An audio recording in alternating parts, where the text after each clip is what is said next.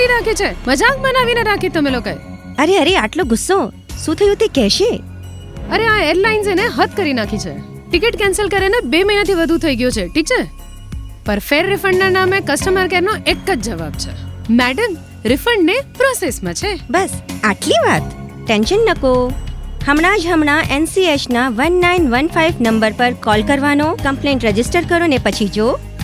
NCH? હા, NCH મતલબ national consumer helpline. એનો એક નંબર છે 1915 યાને 1915. આરામથી ઘરે બેઠા એમને ફોન કરવાનો, પોતાનો પ્રોબ્લેમ જણાવીને કમ્પ્લેન્ટ રજીસ્ટર કરવાની ને પછી જો. અંડમાન અને નિકોબાર આઇલેન્ડના પોર્ટ બ્લેરમાં આવો જ એક બનાવ થયો, જ્યાં ગ્રાહકે એર ટિકિટ કેન્સલ કરી રિફંડ માંગ્યું. રિફંડ ન મળવાથી ગ્રાહકે ઈ દાખિલ પોર્ટલ દ્વારા ઉપભોક્તા આયોગમાં કેસ નોંધાવ્યો, જ્યાં તેને રિફંડ તો મળ્યું, પરંતુ વ્યાજ અને માનસિક પરેશાની અને મુકદ્દમાનો ખર્ચ પણ મળ્યો.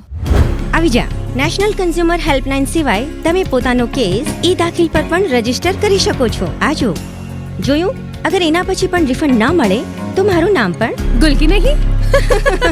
ગ્રાહકો પોતાના અધિકારોના રક્ષણ માટે હંમેશા યાદ રાખો, NCH 115 અને ઈ દાખિલ પોર્ટલ. જાગો ગ્રાહક જાગો. જાગો ગ્રાહક જાગો, જાગો